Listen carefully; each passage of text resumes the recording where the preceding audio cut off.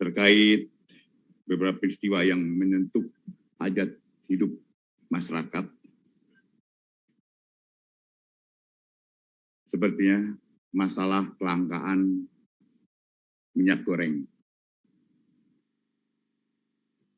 Kelangkaan ini menjadi perhatian Presiden dan beliau menginstruksikan agar segenap pimpinan kementerian lembaga mengedepankan sense of crisis sehingga setiap peristiwa yang terjadi dan menyangkut hajat hidup masyarakat luas dapat diberikan respon. Kenapa terjadinya hal itu terjadi? Dan khususnya tentang kelangkaan minyak goreng. Kelangkaan minyak goreng ini ironis sekali, karena Indonesia adalah produser CPO terbesar di dunia. Untuk itu, kami telah melakukan penyidikan dan telah ditemukan indikasi kuat bahwa perbuatan tidak pidana korupsi terkait pemberian persetujuan ekspor minyak goreng telah membuat masyarakat luas, khususnya masyarakat kecil, menjadi susah karena harus mengantri dan juga langkanya minyak goreng tersebut. Negara juga harus mengucurkan bantuan langsung tunai minyak goreng yang nilainya tidak kecil. Dalam kondisi kelangkaan minyak goreng yang menyulitkan masyarakat, negara harus hadir. Dan hari ini adalah langkah hadirnya negara untuk mengatasi dan membuat terang apa sebenarnya yang terjadi tentang kelangkaan minyak goreng ini. Rekan-rekan media yang saya hormati, kami sampaikan bahwa saat ini tim penyidik Kejaksaan Agung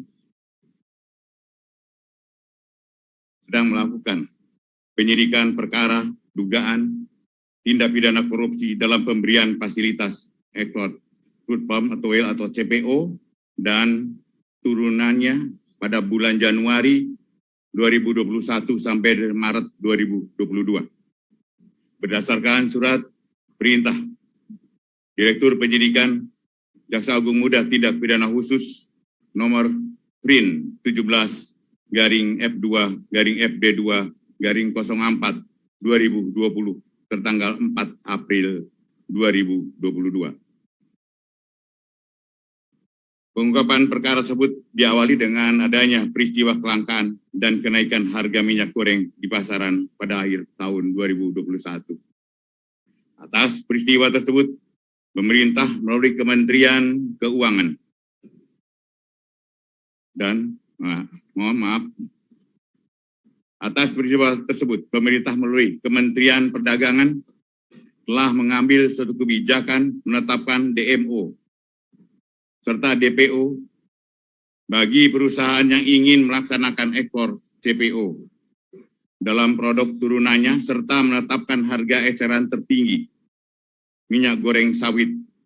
Namun dalam pelaksanaannya, perusahaan eksportir tidak memenuhi DPO, namun tetap memberikan persetujuan ekspor. Atas perbuatan tersebut diindikasikan dapat menimbulkan kerugian keuangan negara atau perekonomian negara. Berdasarkan laporan hasil penyidikan, ditemukan alat bukti permulaan yang cukup, yaitu kami telah memeriksa 19 orang saksi, 596 dokumen dan surat terkait lainnya, serta keterangan ahli.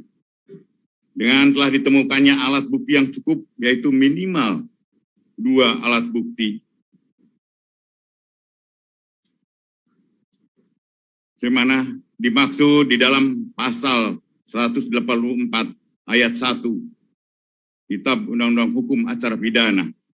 Maka pada hari ini, Selasa tanggal 19 April 2022, jaksa penyidik telah menetapkan tersangka dengan perbuatan melawan hukum. Yang dilakukan tersangka adalah Satu, adanya permufakatan antara pemohon dengan pemberi izin dalam proses penerbitan persetujuan ekspor.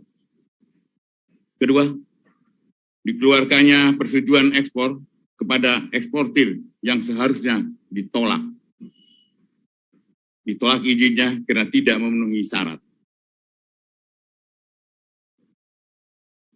yaitu telah mendistribusikan CPO atau RBD palm oil tidak sesuai dengan harga persetujuan dalam negeri atau DPO. Tidak mendistribusikan CPO dan RBD ke dalam negeri sebagaimana kewajiban di dalam DMO, yaitu 20% dari total ekspor. Tersangka ditetapkan 4 orang. Yang pertama, pejabat eselon 1 pada Kementerian Perdagangan bernama IWW, Direktur Jenderal Perdagangan Luar Negeri, Kementerian Perdagangan. Dengan perbuatan tersangka telah menerbitkan secara melawan hukum persetujuan ekspor terkait komoditi crude palm oil atau CPO dan produk turunannya kepada Permata Hijau Group, Wilmar Nabati Indonesia, PT Multimas Nabati Asahan, dan PT Musim Mas. Sementara itu, tersangka lainnya yaitu SMA, Senior Manager Corporate Affairs Permata Hijau. 2, tersangka MPT, Komisaris PT Wilmar Nabati Indonesia. 3, tersangka PT, General Manager Bagian General Affairs PT Musimas. 3 tersangka telah berkomunikasi secara intens dengan tersangka IWW, sehingga Permata Hijau Group, PT Wilmar Nabati, PT Multimas Nabati Asahan, PT Musimas untuk mendapatkan persetujuan ekspor. Padahal perusahaan-perusahaan tersebut bukanlah perusahaan yang berhak untuk mendapatkan persetujuan ekspor. Karena sebagai perusahaan yang telah mendistribusikan CPO atau RDB palm oil tidak sesuai dengan harga penjualan dalam negeri atau DPO. Juga sebagai perusahaan yang telah mendistribusikan CPO, RDB palm oil ke dalam negeri yang bukan berasal dari perkebunan inti. Perbuatan tersebut telah melanggar pasal 54 ayat 1 huruf A dan ayat 2 huruf A, B, C, ABE maksud saya, dan F Undang-Undang Nomor 7 tahun 2014 tentang perdagangan, Keputusan Menteri Perdagangan Nomor 129 tahun 2022, yaitu Yunto Nomor 170 tahun 2022 tentang penetapan jumlah untuk distribusi kebutuhan dalam negeri dan harga penjualan di dalam negeri. 3. Ketentuan bab 2 huruf A, angka 1 huruf B, Yunto bab 2 huruf C, angka 4 huruf C, Peraturan Direktorat Jenderal Perdagangan Luar Negeri nomor 02 Daglu per 1 2022 tentang petunjuk teknis pelaksanaan kebijakan dan pengaturan ekspor CPO, RDB palm oil, dan UCO. Para tersangka dilakukan penahanan, ditempatkan yang berbeda berdasarkan surat perintah penahanan Direktur Penyidikan. Yang pertama adalah IWW dan MPT. Masing-masing ditahan di Rutan Salemba, Cabang Kejaksaan Agung selama 20 hari, terhitung mulai tanggal hari ini, 19 April 2022, sampai dengan tanggal 8 Mei 2020. Tersangka SMA dan tersangka PT masing-masing ditahan di Salemba Cabang Kejaksaan Negeri Jakarta Selatan selama 20 hari, mulai hari ini 19 April 2022 sampai dengan 8 Mei 2022. Demikian proses penanganan perkara dimaksud. Dan sekali lagi, kami tegaskan bahwa negara akan hadir dan selalu hadir untuk mengatasi keadaan yang menyulitkan masyarakat luas. Dan kami akan tidak tegas bagi mereka yang mengambil keuntungan di tengah kesulitan masyarakatnya. Hari ini kita tetapkan tersangka, hari ini kita tahan. Artinya kita memang sangat memerlukan kecepatan.